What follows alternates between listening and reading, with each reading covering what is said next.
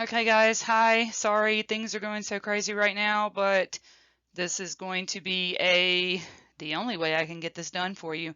Today's review is going to be about cellular transport. You should have the notes in front of you, and you're going to ask or on your, what do you call it, Google Classroom, or you can fill them in on paper. I'll make sure you get a paper copy. Okay?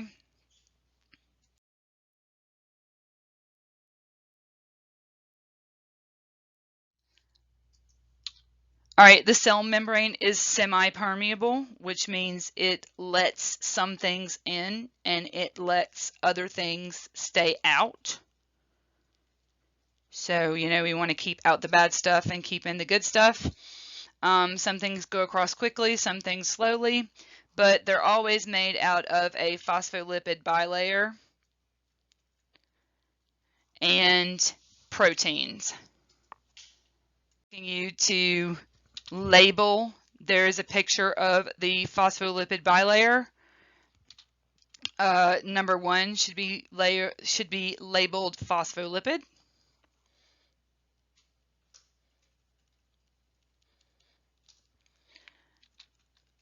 Number 2 is going to be your polar head.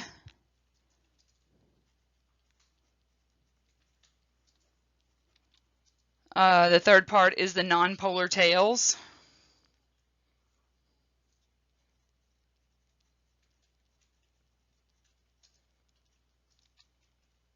And that funny looking thing at the bottom is a protein.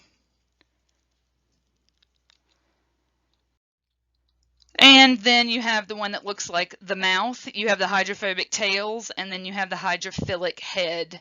And you see water on both sides of those. So remember, hydrophobic means water repelling. Anything that is phobic means doesn't like hydrophobia is another word for rabies.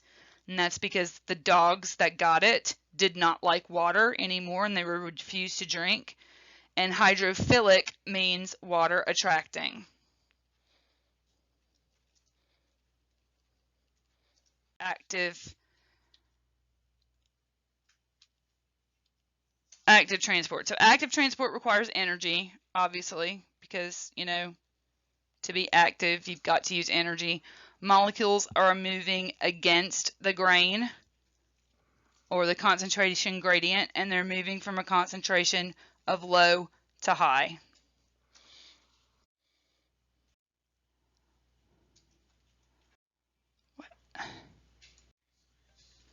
We're moving from high to low.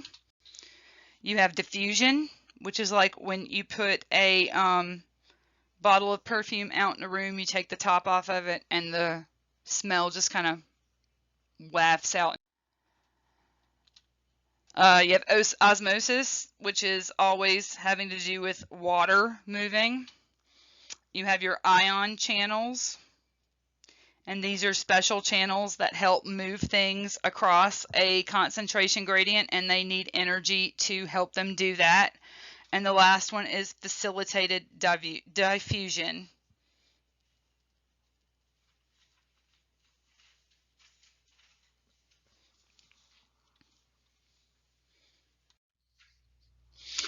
And there's an example right there showing you diffusion. Things are just moving across. They're looking for balance from one side to the other.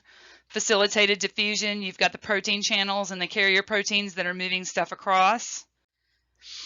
And now we're going to talk a little bit more about osmosis. So in osmosis, we have isotonic solutions. Remember, an isotonic solution is that water flows in and out of the cell at equal rates and there's no change. A hypertonic solution means that the water flows out of the cell because the solute concentration outside of the cell is higher than what is in the cell. Water follows the solute, so the cell shrinks. That's how you make raisins. Hypotonic is when water flows into the cell because solute concentration inside the cell is higher than outside of the cell. Water follows the solute, so the cell swells. Now you're supposed to label each beaker. The first one is showing you isotonic. The second one is showing you hypertonic. And the third is showing hypotonic.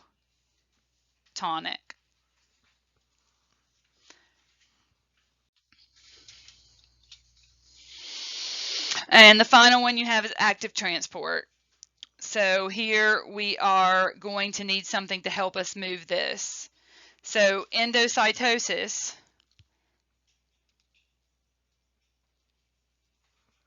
moves large particles into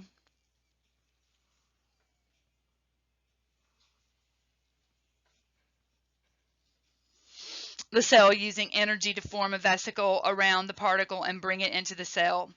Phagocytosis is like a cell eating large particles like food, and penocytosis is a cell drinking small particles or liquid. Exocytosis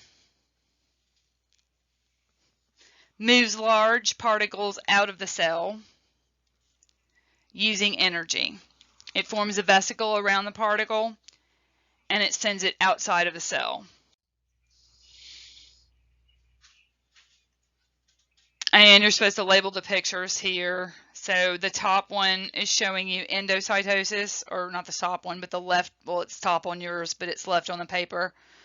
Endocytosis. And the other one is going to be exocytosis.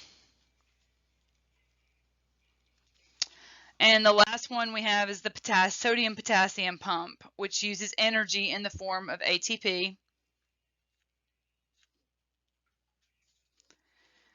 And it moves 3 sodium outside of the cell, and it moves 2 potassium inside of the cell. It prevents excess sodium from accumulating inside the cell, which would be bad because the cell would die. The increased concentrations of sodium would cause the water to enter the cell and the cell would burst. Some of us do not need to lose any more brain cells. So that is it for this. I will put another Kahoot up in there for you to work on today. And thank you for your attention.